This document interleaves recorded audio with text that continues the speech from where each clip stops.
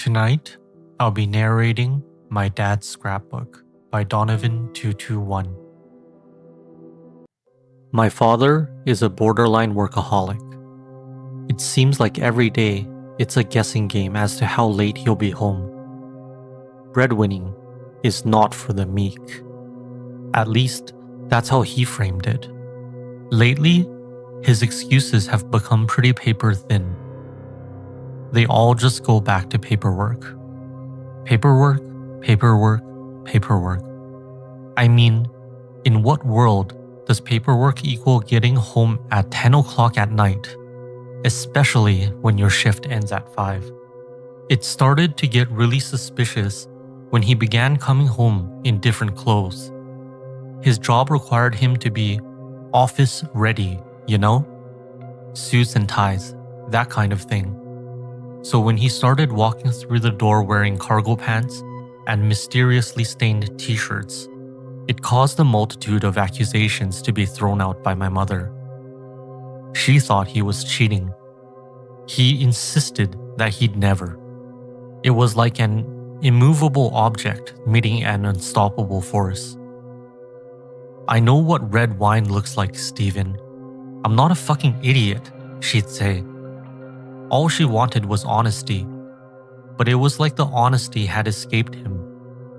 It made things shaky, made my household feel more like a battleground.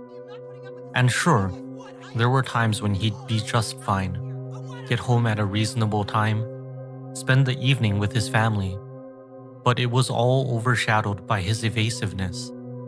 We all felt it. It was like Dad was moving on from us.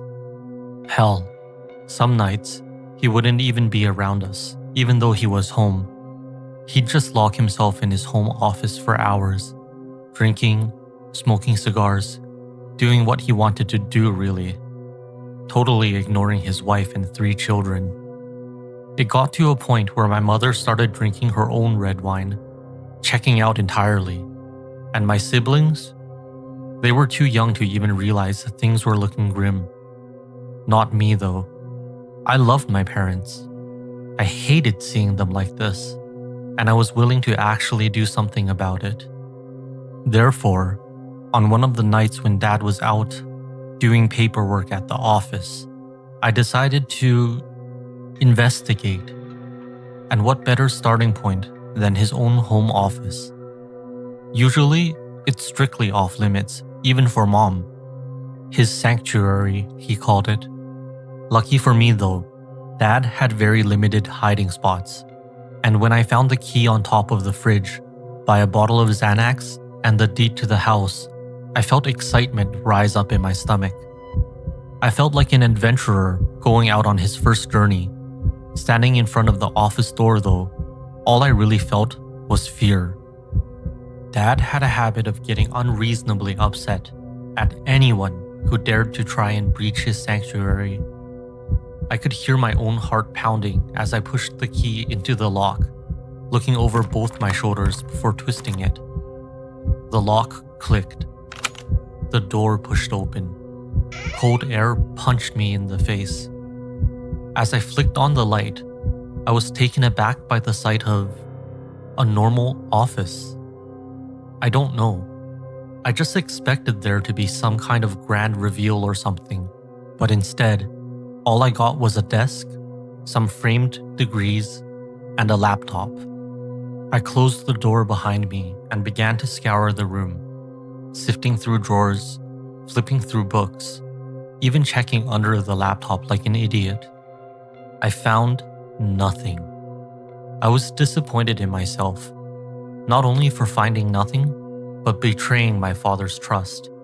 And in that disappointment, I found myself shutting desk drawers with a little extra force than necessary. And that's when it happened. With the top drawer, when the false bottom shook loose and revealed the edge of what looked to be a photo book. My eyes widened, my mouth fell open, and I removed the piece of wood like it was wrapping paper on a Christmas present. The cover was an olive green and covered in plastic.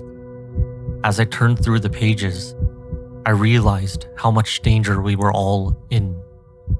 I'd learn about serial killers keeping trophies, and I guess, for my dad, those trophies were photos. And there were dozens of them. Some men, some women, some old, some painfully young. Each one bearing the same carved smile on their face and a gaping wound across their necks. Despite all the horror, all the atrocities I'd seen, there were 4 photos that stuck out to me. My mom, my brother, my sister, and myself. Alive and well. Each donning numbers written across the bottom. First, second, third, last. I don't know if it was the fear that prevented me from hearing the office door being pushed open, or if I just chose to ignore it. What I couldn't ignore, though, was the click of my dad's camera behind me, or the flash that followed.